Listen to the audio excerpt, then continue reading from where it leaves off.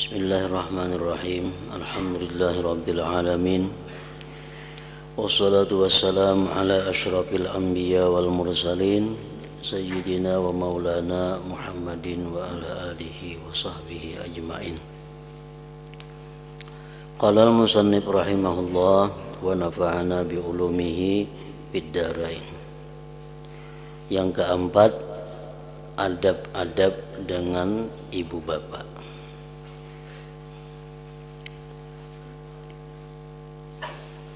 Yang pertama adalah adab beserta Allah. Yang kedua, adab seorang alim. Yang ketiga, adab seorang penuntut ilmu. Yang keempat, adab dengan ibu bapak.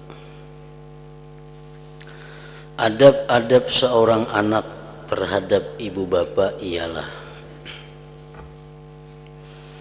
pertama, hendaklah ia mendengar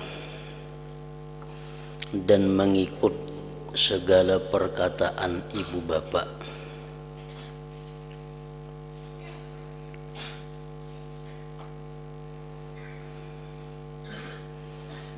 Selama tidak bertentangan dengan hukum Allah Subhanahu wa ta'ala.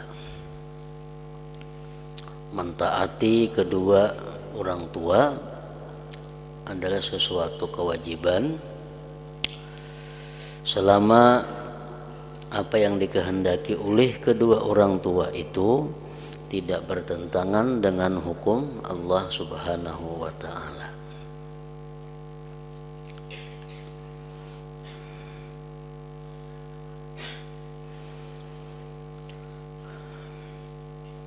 Yang kedua, hendaklah ia berdiri ketika ibu bapaknya berdiri karena menghormatinya.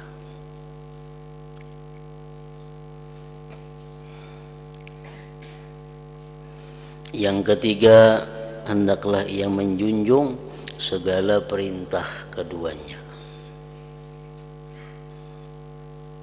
Sesuatu yang hukumnya boleh menurut Allah, tapi apabila itu diperintah oleh kedua orang tua, maka hukumnya berubah menjadi satu kewajiban.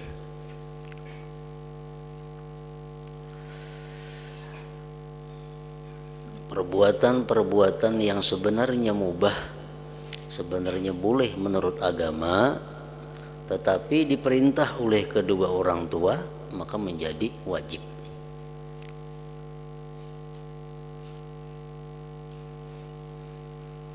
Contohnya berdiam di rumah. Nah, berdiam di rumah adalah sesuatu yang boleh. Tapi bila disuruh oleh mama atau abah, kamu kayak hari ini berdiam di rumah aja, jangan keluar-luar. Nah, itu jadi satu kewajiban. Jadi satu kewajiban. Empat, janganlah ia berjalan di hadapan keduanya. Ada beradab itu di hadapan kuitan berjalan.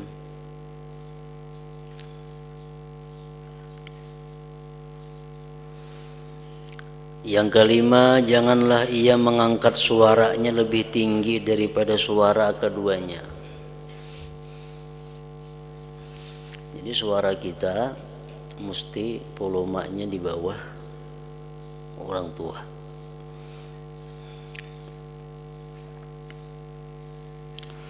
Yang keenam, hendaklah ia memperkenankan atau menyahut panggilan keduanya, walaupun di dalam sembahyang sunat.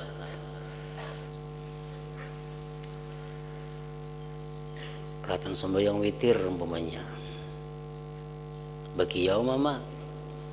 Nah, kita lebih utama menyahut panggilan mama itu daripada meneruskan sembahyang witir. Bahkan kalau kita mengetahui bahwa kalau kita kadang menyahut mama itu kecewa, itu jadi berdosa.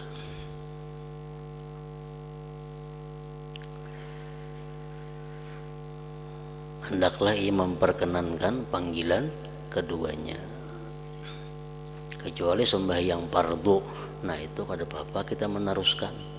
kada menghiraukan panggilan kedua orang tua. Kalau masalah sembahyang sunat atau rahatan kita mengaji membaca Al-Quran atau perahatan kita mutalaah, nah orang tua bagiau, nah mau kada mau itu kewajiban kita adalah menyahut panggilan kedua orang tua itu. Yang ketujuh, hendaklah ia senantiasa menuntut keridhaan keduanya. Selalu minta ridhai, minta ampuni kepada kedua orang tua.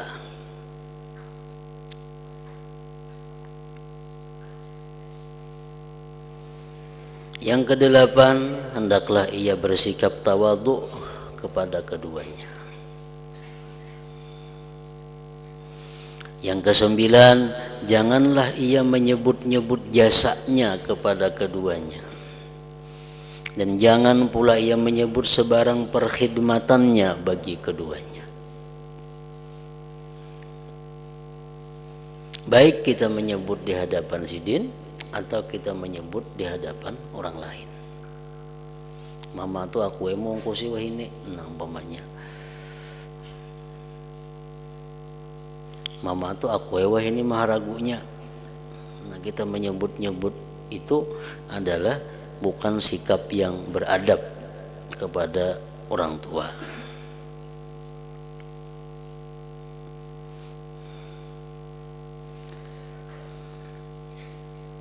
Yang ke-10, janganlah ia melihat kepada keduanya dengan pandangan penghinaan. Jangan mencilingi mata lawan ibu bapak. Nah, mencilingi mata itu harus memandang dengan kehinaan. Itu perbuatan orang yang durhaka. Yang ke-11, janganlah ia memasamkan mukanya di hadapan keduanya. Yang ke-12, tadi yang ke-11, yang ke-12, janganlah ia musafir kecuali setelah mendapat izin daripada keduanya. Jangan hendak berangkat musafir kecuali ada izin. Musafir nang kayak apa? Nang mesti ada izin orang tua nito. Walaupun kita sudah mulain rumah lawan sidin, tetap dituntut izin orang tua. Apa merasa sudah ganal, merasa sudah bebini, merasa sudah belain rumah, kalau musafir kada bepadahan lagi lawan orang tua, nah kada boleh. Walaupun sudah berpisah lawan orang tua, tetap kalau urusan kita musafir itu mesti izin kepada keduanya. Musafir apa? Seperti musafir jihad. Musafir jihad itu artinya musafir hendak berperang melawan orang kafir. Itu ada boleh tanpa izin dari orang tua.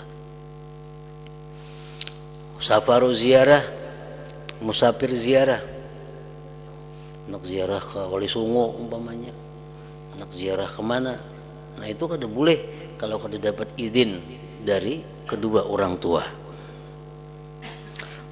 Musafir haji, umrah yang sunat, nak berangkat umrah sunat atau haji sunat, ada boleh kalau kada izin kedua orang tuanya. Safaru tijarah, musafir perdagangan, bertukar barang musafir. Nah itu mesti ada izin kedua orang tua.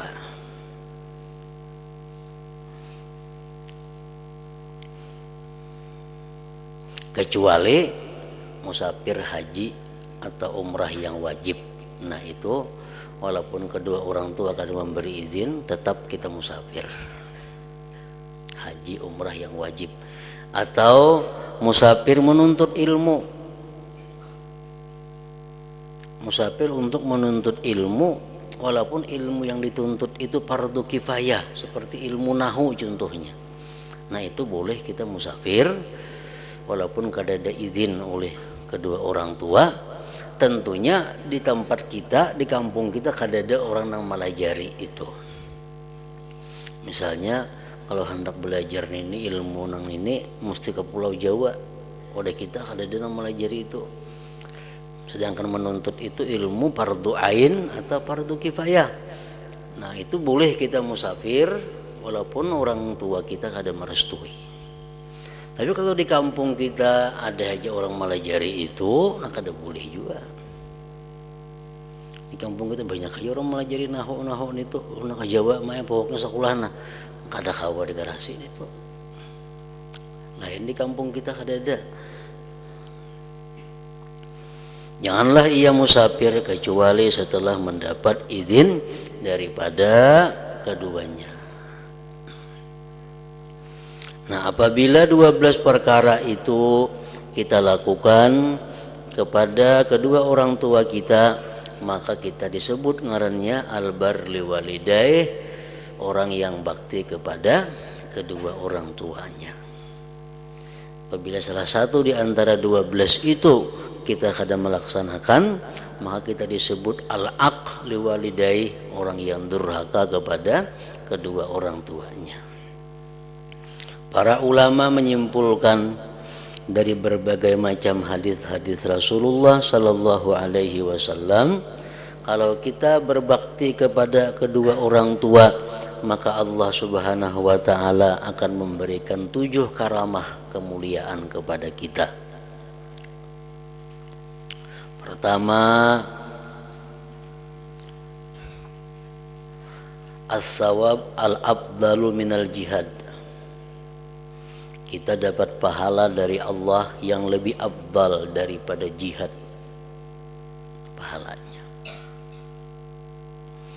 Keistimewaan karamat yang kedua yang diberikan Allah kepada orang yang bakti lawan ibu bapa, thawabuhu yusawi thawabal hajj wal mu'tamir.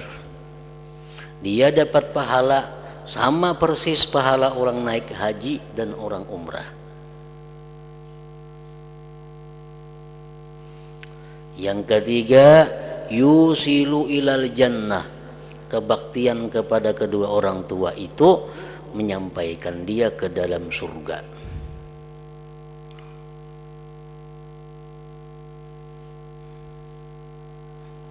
Dan kenikmatan-kenikmatan surga. Abu Yazid Al-Bastami, salah seorang aulia Allah Subhanahu wa taala, diceritakan bahwa suatu hari beliau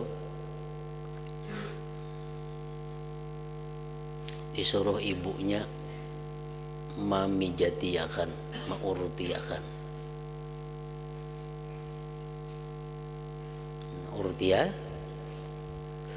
Uruti sambil bertasbih di tangan Nabi Yazid sambil menguruti.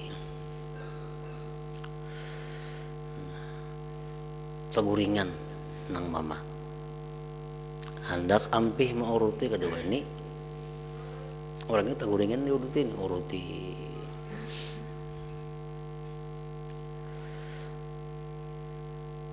tabak sampai bangun nang mama hanya ampih menguruti.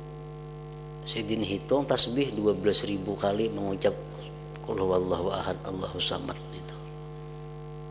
Lawas benar tuh. Sebelah tangan menguruti, sebelah bertasbih. Sampai bangun nang mama dihitung sini tasbih 12.000 membaca surah Ikhlas. Nah, begitu Abu Yazid Al-Bastami ini wafat, ada orang kampungnya yang bermimpi dengan Abu Yazid Al-Bastami. Dengan apa? Bagaimana Allah menghadapi engkau wahai Abu Yazid?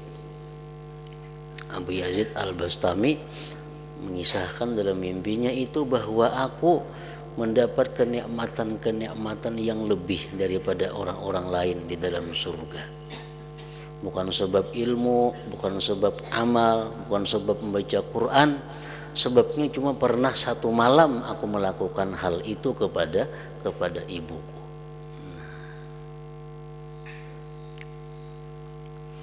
Yang keempat, yazidu fil umur. Orang yang bakti kepada orang tua itu bertambah pada umurnya. Wa fil arzak, bertambah pada rezekinya. Wal barakah fihima, dan barakah pada keduanya. Umurnya bertambah dan barakah, rezekinya bertambah dan barakah.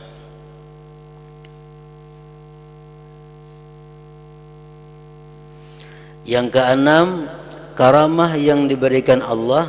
3, 4. Yang keempat tadi, Allah berikan dia barakah pada pertambahan pada umur dan barakah. Yang kelima, Allah berikan dia tambahan dan barakah pada rezeki. Yang keenam, razaqahullahul waladal bar, Allah berikan dia anak yang bakti. Kalau kita bakti kepada orang tua kita, Allah pasti akan memberikan kepada kita anak nang bakti juga kepada kita.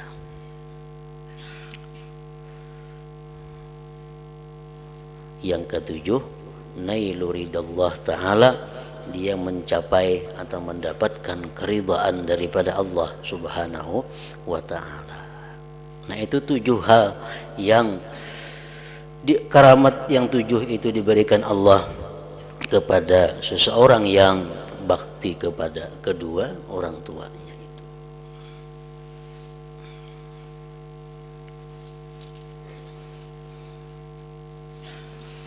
Apabila seseorang durhaka kepada kedua orang tuanya, disebut durhaka seseorang kepada kedua orang tuanya dengan meninggalkan salah satu di antara adab-adab tadi. Kadang menghiraukan panggilan orang tua itu sudah satu kedurhakaan.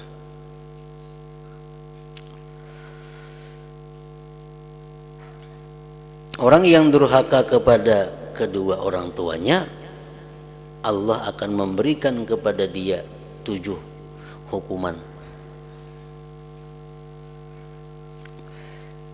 Yang pertama,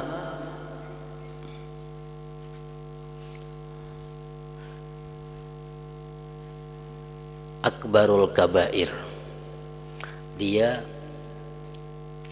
mendapat dosa yang paling besar di antara dosa besar sesudah menyekutukan Allah. Dosa paling besar menyekutukan Allah. Nah, iringannya itu uququl walidain, durhaka kepada kedua orang tua. Yang kedua, yusilu ilal jahim, menyampaikan itu durhaka kepada kedua orang tua kepada neraka jahim.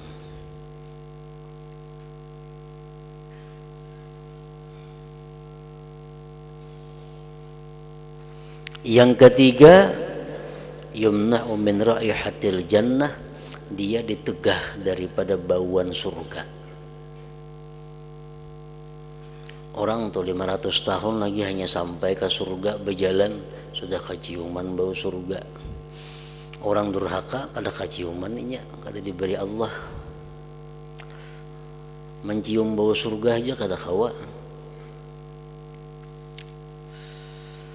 Yang keempat, la yuqbalu lahul amal, tidak diterima bagi dia amal.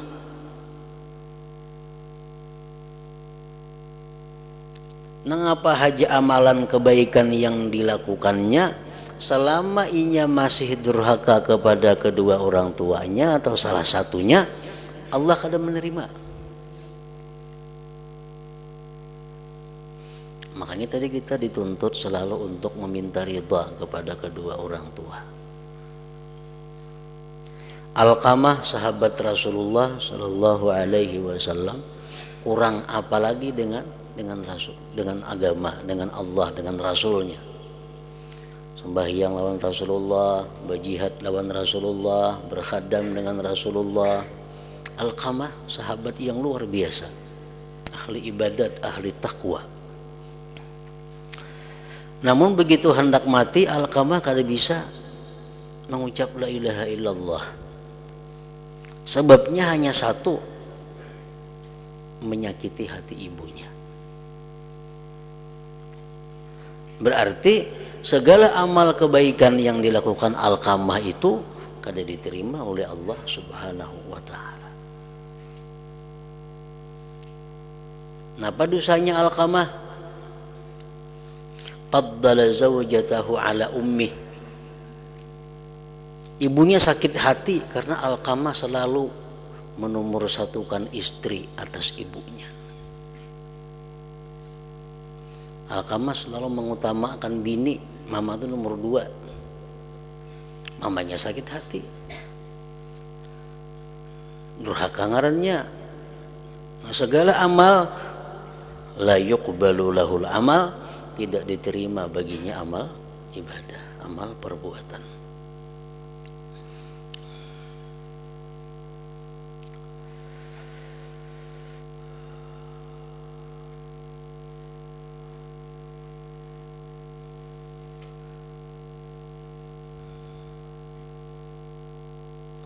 Yang kelima, hukuman yang diberikan Allah kepada orang yang durhaka lawan ibu bapa, yanalul aq qabla mamatihi faqran wa tahqiran wa maradha.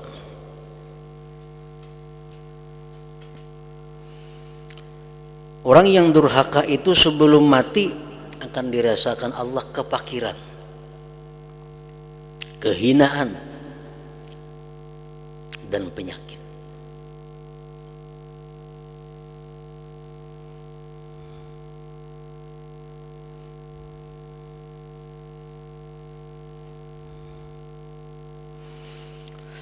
Yang keenam, orang yang durhaka kepada ibu bapak itu atau salah satu keduanya, Allah berikan dia hukuman al-waladul aq, anak yang durhaka pula.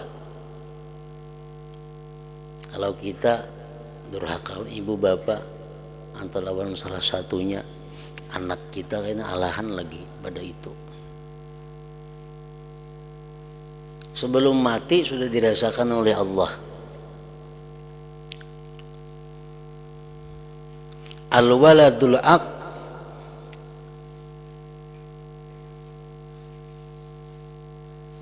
anak yang durhaka. Dirasakan Allah kayak apa sakitnya hati bisi anak nang durhaka, karena seorang dahulu durhaka lawan ibu bapak.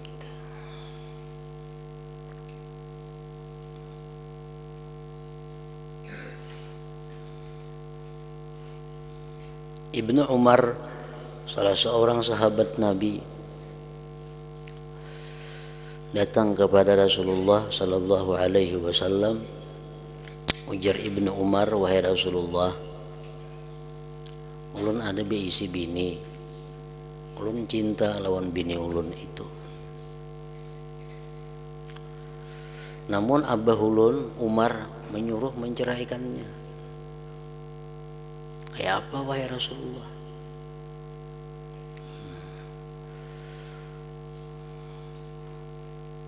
Apa jawaban Nabi kita? Talikha, aja Nabi kita. Talikha, ceraikanlah dia. Fatalaqaha, maka menceraikan Ibnu Umar akan istrinya. Karena apa? Witan kada ketujuan bini seorang.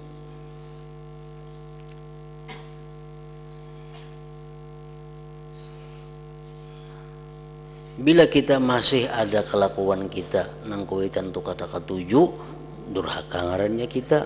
Nah, kayaknya anak kita kayak itu juga.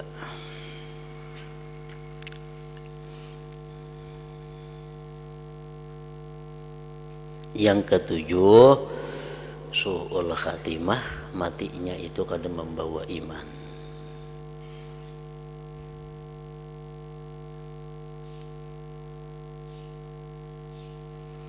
Nah, itu orang durhaka kepada kedua orang tua.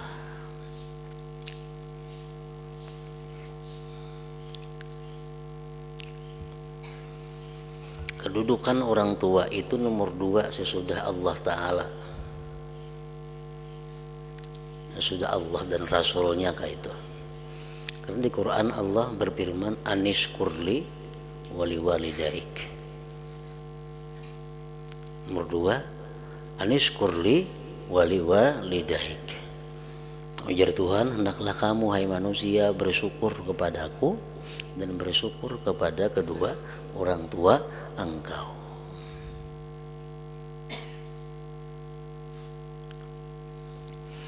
Nah, apabila orang tua kita sudah meninggal dunia,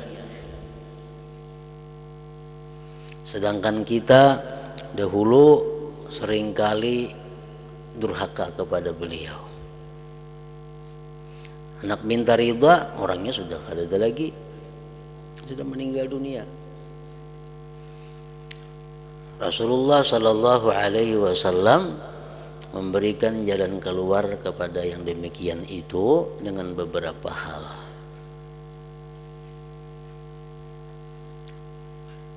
Yang pertama, melunasi hutang kedua orang tua, andai kata mereka ada punya hutang.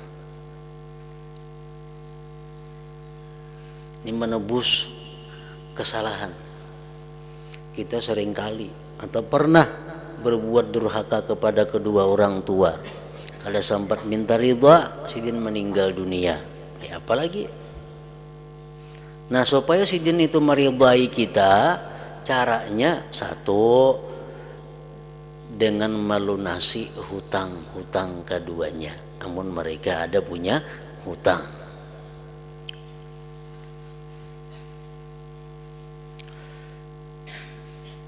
Yang kedua, caranya dengan bersedekah atas nama kedua orang tua. Kita bersedekah sambil berdoa, berniat, ya Allah sampaikan pahala sedekah kepada kedua orang tua ulun. Nah, itu menebus kedurhakaan kita nang kita kada sempat minta ridha lawan sidin tuh. Yang ketiga, memuliakan kawan-kawan keduanya. Siapa bahari kawan abah kita, siapa bahari kawan-kawan mama kita, kita muliakan, kita datangi, kita beri hadiah, kita beri sesuatu menyenangkan hati mereka. Nah, memuliakan kawan-kawan kedua orang tua kita, itu pun termasuk penebus juga. Yang ketiga, ketiga juga. Yang keempat, memintakan ampun kepada kedua orang tua. Bila kita berdoa, Allahumma ghfirli wali walidayya, Allahumma ghfirli wali walidayya, selalu mendoakan kepada kedua orang tua. Nah, itu menebus juga kedurhakaan kita nang dahulu itu. Yang kelima, menyambung tali silaturahmi yang pernah dirintis oleh kedua orang tua.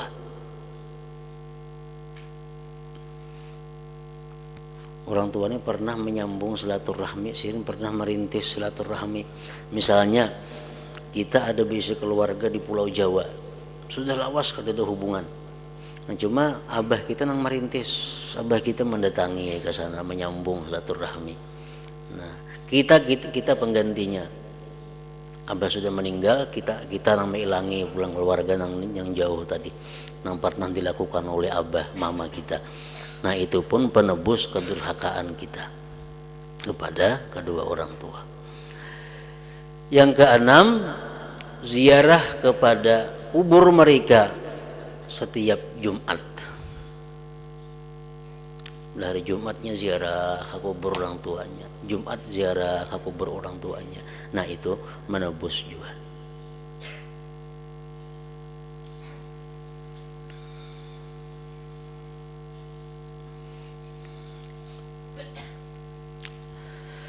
Nah, kemudian yang kelima, adab-adab dengan seluruh manusia. Dan ketahuilah olehmu bahwasanya seluruh manusia selain daripada guru, murid dan ibu bapa adalah terbagi kepada 3 cerayan, 3 bahagian artinya.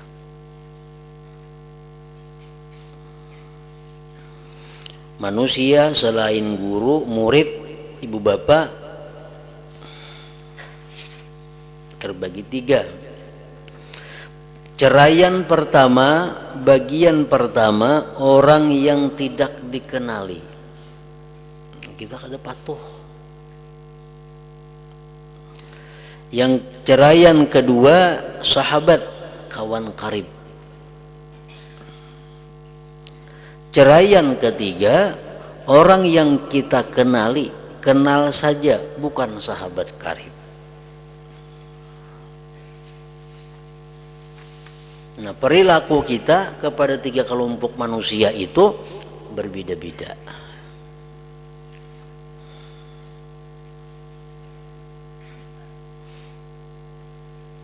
Umpamanya ada tiga orang di hadapan kita. Ketiga orang ini hajatnya sama. Kita ada diisi duit 30.000. Sedangkan tiga orang ada yang kada kenal, ada sahabat karib, ada kenal biasa. Ketiga-tiganya punya keperluan yang sama. Kita ada duit 30.000. Kada mau kita bagi sama 10 seorang, kada mau. Karena yang tiga itu lain-lain orangnya. Ada yang patuh kayak itu aja, ada yang sahabat karib, ada yang kada kenal. Mesti berbeda pembagiannya.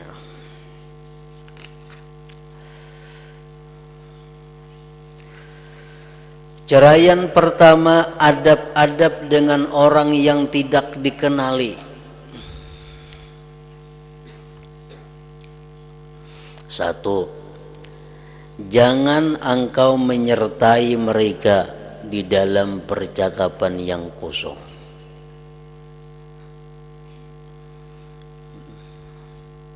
Kita imbai di motor kah, betaksi yang banyak dihigan kada patuh ada orangnya. Kita kata duduk benam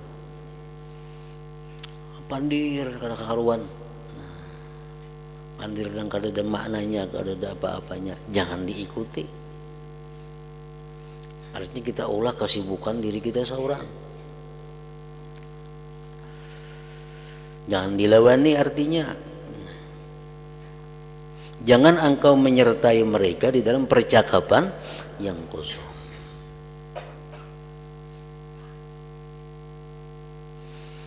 Yang kedua, jangan engkau mendengari perkataan mereka yang jahat-jahat. Apalagi yang jahat-jahat, nang kosong aja sudah kita jangan disuruh umpatan. Nang jahat, apalagi pandirannya yang sudah mengarah kepada pandiran maksiat.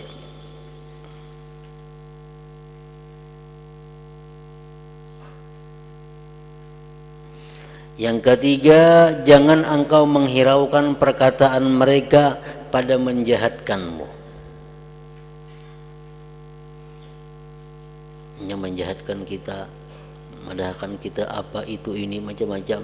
Orangnya patuh pada lawan kita, kada perlu dihiraukan itu.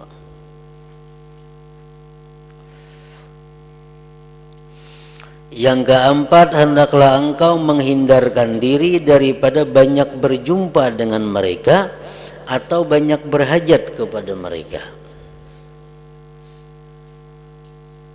Kalau orang nang kada patuh lawan kita itu, kita kada perlu bahajat lawan inya dan kada perlu menemuinya. Hendaklah engkau menghindarkan diri daripada banyak berjumpa dengan mereka atau banyak berhajat kepada mereka. Yang kelima, hendaklah engkau memberi teguran dan nasihat terhadap pekerjaan mereka yang munkar dengan cara yang lemah lembut kalau mereka bersedia menerima perkataanmu. Mau dilihat orang ini pindah potongan menerima, diberi nasihat. Mau potongan kada menerima, ya kada usah diberi nasihat. Nah, itulah cara kita menghadapi orang-orang yang kada kita kenal, yang kita kada patuh. Ceraian kedua, bagian kedua, adab-adab dengan sahabat, kawan karib. Apabila engkau mau bersahabat, maka terlebih dahulu hendaklah engkau perhatikan dua tugas. Tugas pertama cara-cara memilih sahabat.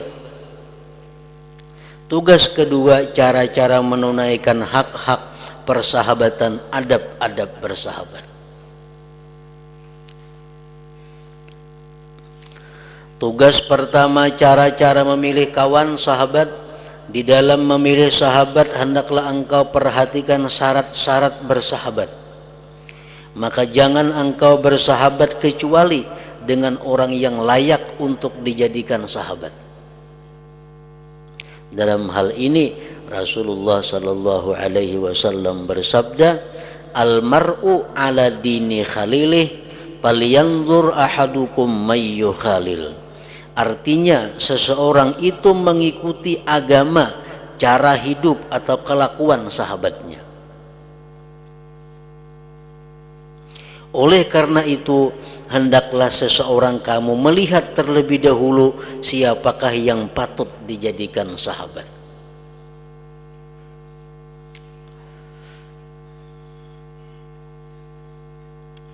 Sudah dikatakan Rasulullah, al-mar'u ala dini khalilih.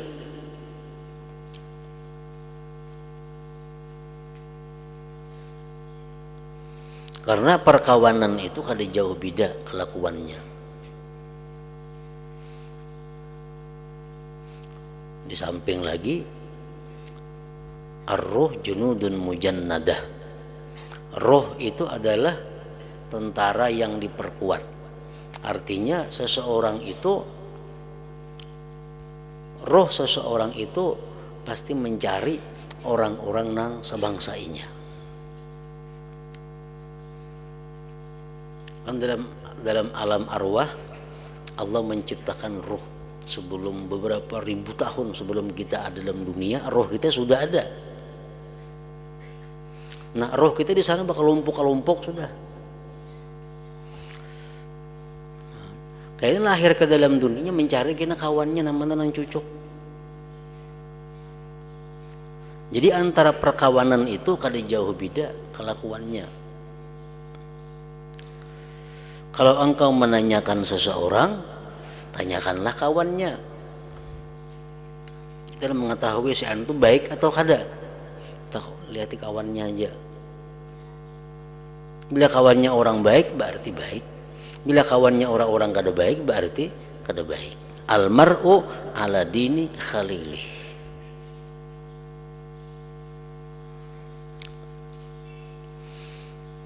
Di zaman dahulu, zaman sahabat, di Madinah tuh ada perempuan, boleh dikatakan perempuan tuh paling lantih sama Madinahan itu, pemandir. Lalu si perempuan ini naik haji.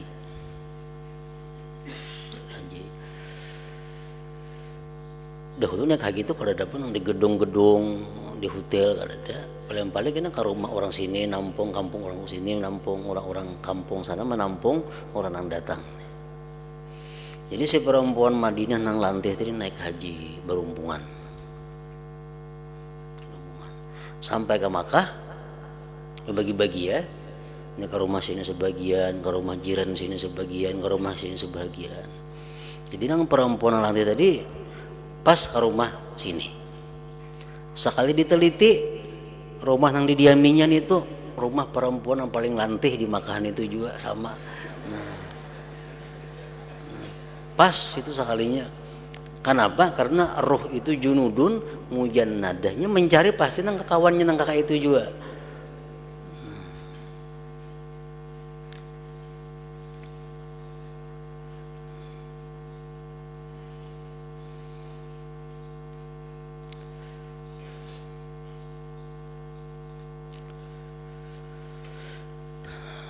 Maka apabila engkau mau mencari sahabat yang engkau jadikan ia sebagai sahabat di dalam menuntut ilmu dan di dalam urusan agamamu dan duniamu, maka hendaklah engkau tuntut daripadanya, engkau pastikan pada dirinya 5 syarat.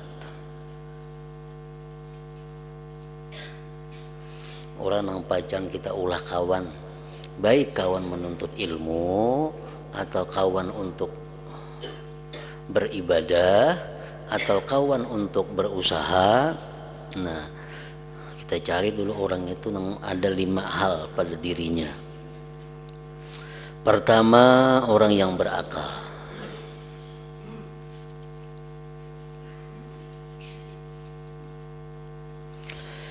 Maka tidak ada kebaikan bersahabat dengan orang yang bodoh.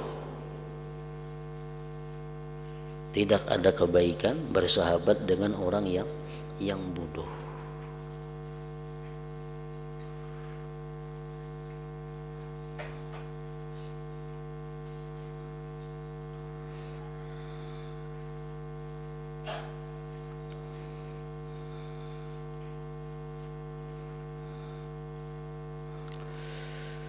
Karena akibatnya akan membawa kepada permusuhan dan menyakitkan hati.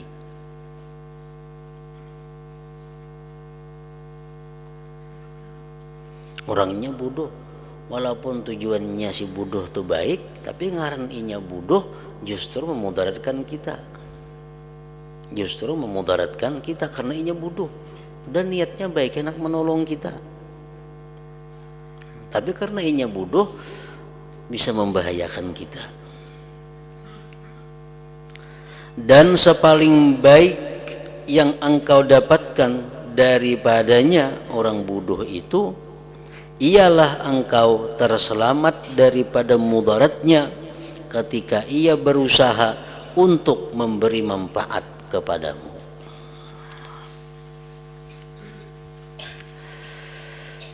Karena musuh yang berakal itu lebih baik daripada sahabat yang bodoh. Kita berisi musuh cuma pintar lebih baik daripada berisi kawan nang ahmak itu.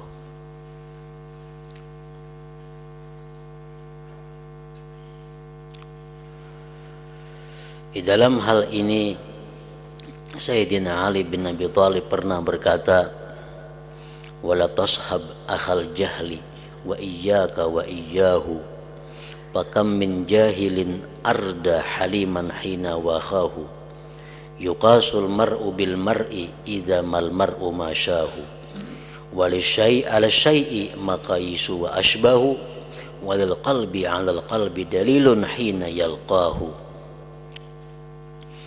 Artinya, dan jangan engkau bersahabat dengan orang yang bodoh.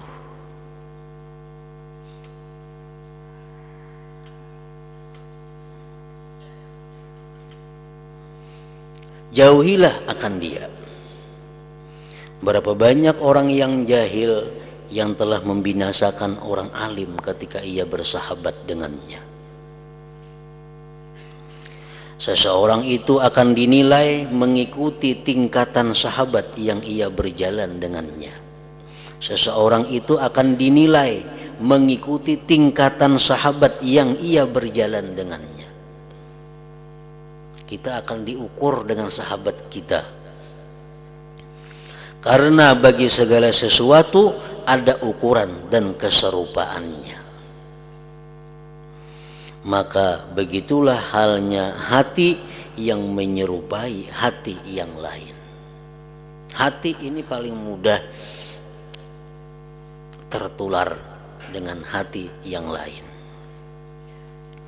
Ia akan menunjukkan hubungan ketika adanya pertemuan persahabatan itu.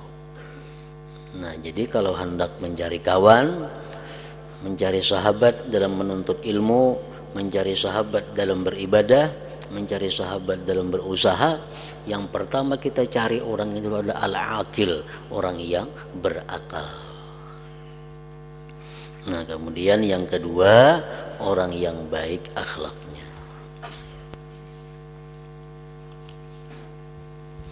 La hadratin Nabi sallallahu alaihi wasallam. Al-Fatihah. Iyyaka na'budu wa iyyaka nasta'in. Bismillahirrahmanirrahim. Alhamdulillah rabbil alamin. Allahumma salli wa sallim ala sayyidina Muhammad wa alihi wa sahbihi ajma'in. Allahumma ighfir lana ma akhta'na wa ma ta'ammadna wa ma asrarna wa ma a'lanna wa ma asrafna wa ma anta a'lam bihi minna, antal muqaddim wa antal muakhir, la ilaha illa anta. Allahumma anfa'na bima 'allamtana wa 'allimna ma yanfa'una wa zidna fahman wa ilman wa amalan wa hudan wa taufiqa bi rahmatika ya arhamar rahimin. Sallallahu alaihi wasallam Muhammadin wa alihi wasallam.